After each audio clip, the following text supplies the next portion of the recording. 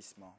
Et la relance de l'investissement permettait de remettre des entreprises au travail, de remettre des personnes au travail. Donc agir sur le taux de chômage néanmoins. Néanmoins, et tout de même, faire en sorte que sur les chantiers qui aujourd'hui sont dans les tiroirs, voir dans quelle mesure, dans des conventions d'objectifs, avec des villes, avec des EPCI, donc des communautés de communes, faire en sorte que OPCI, dites-nous ce que des EPCI, des EPCI, CACEM, CCNM ou Espace Sud, faire en sorte que là où il y a des projets qui sont en bout de piste et qui n'attendent que des financements complémentaires ou un investissement exceptionnel leur permettant d'être réalisé, de le faire.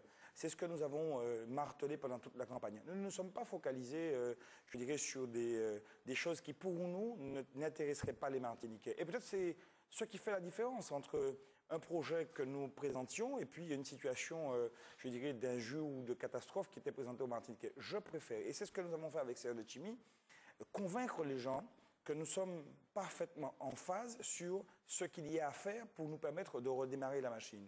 Maintenant, et c'est ce que nous souhaitons d'ici la semaine prochaine, c'est que les choses se confirment au regard des résultats qui sont actuellement connus et que nous puissions rapidement remettre la machine en marche. Et je pense que la corrélation investissement, la corrélation formation, la corrélation travail, ce sont des choses qui vont ensemble et qui peuvent permettre effectivement de redonner du dynamisme. Mais dans une mandature nécessairement rétrécie, grand maximum 4 ans. Je crois qu'il ne faut pas voir les choses de cette manière. Nous avons grand maximum effectivement 4 ans parce que nous sommes en train de préparer une collectivité unique. Les choses ne doivent pas s'arrêter et ne vont pas s'arrêter. Si vous impulsez une dynamique de développement, au bout de 4 ans, elle ne va pas s'arrêter. Bien au contraire. Et la fusion du Conseil général et la fusion du Conseil régional dans le cadre de la collectivité unique, c'est à la fois une volonté de rassembler des compétences, mais c'est également une volonté qui va cumuler des modalités et des moyens financiers pour dégager de l'investissement. C'est ce que nous disons, et nous ne dirons pas autre chose. Et dire tout à l'heure, que c'est ce que j'ai entendu, que l'idée était de parler du bilan essentiellement. Mais je crois que les Martiniquais ont envie d'entendre ce qu'on a envie de faire pour eux. Et c'est ce que nous avons fait pendant les 2 semaines. Nous avons présenté les questions liées à l'aménagement du territoire. Donc, contrairement à Alfred Marie-Jeanne, vous n'aurez pas d'argument neuf à présenter pendant l'entre-deux tours. L'argument neuf que nous le présentons depuis maintenant 2 semaines. Nous allons continuer à la fois à confirmer ce que nous disions et à préciser très certainement pour ceux et celles qui n'ont pas compris ou qui veulent un peu plus de précision. Et ça, nous le ferons comme nous l'avons fait pendant les 2 semaines. Et cette semaine supplémentaire sera très certainement pour nous une semaine pour affiner les éléments contenus dans le projet de Serge Letchimy. Vous parlez justement de l'entre-deux tours. On rappelle les résultats, 40% pour Serge Letchimy contre 32% pour Alfred Marie-Jeanne. Est-ce que la liste conduite par Serge Letchimy possède un matelas suffisant pour l'emporter au second tour? Vous voyez, pour regarder les résultats du premier tour, évidemment. Nous ne parlons pas de matelas, parce que nous savons tous ce à quoi ça renvoie. Nous allons simplement parler d'un potentiel. Nous avons le potentiel, nous avons l'énergie, nous avons la volonté de continuer à expliquer aux Martiniquais les choses.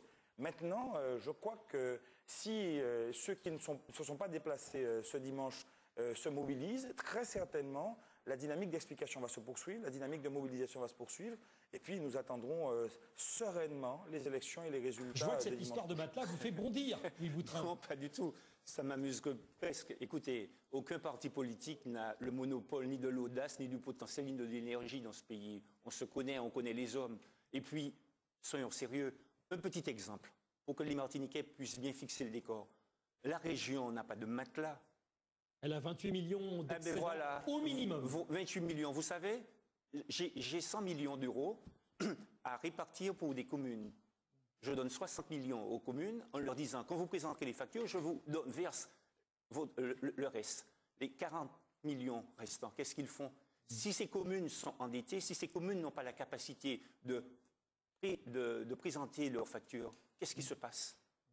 Eh bien, les 40 millions vont rester dans le budget régional. Ce que vous nous dites, s'il y a un lycée qui est programmé pour 60 millions et que ce lycée n'a pas vu le jour, où est-ce que cet argent qui était déjà programmé, il y avait déjà eu 6 millions pour un concours d'architecture, cet argent reste dans le budget de la région. Mais c'est comme ça qu'on se retrouve, monsieur, chez nous, avec un matelas, et ça n'a rien de surprenant. Quand on connaît la manière dont on conçoit les budgets. Alors, vous voyez, ce que vous avez dit a encore incité Justin Pamphile à rester quelques secondes de plus. Il tient absolument à vous répondre en direct. Allez-y. Je ne peux pas laisser dire ça, parce que je crois que dire ça, c'est... Très rapidement, Justin Pamphile. Rapidement. Très rapidement. Dire cela, c'est dire que les villes aujourd'hui ne consomment pas la totalité des sommes qui leur sont allouées.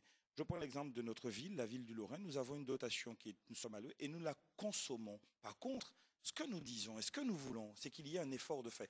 Je prends un exemple simple et les Martiniquais vont le comprendre. L'État, dans le cadre de la relance économique, a mis en place ce qu'on appelle un fonds exceptionnel d'investissement.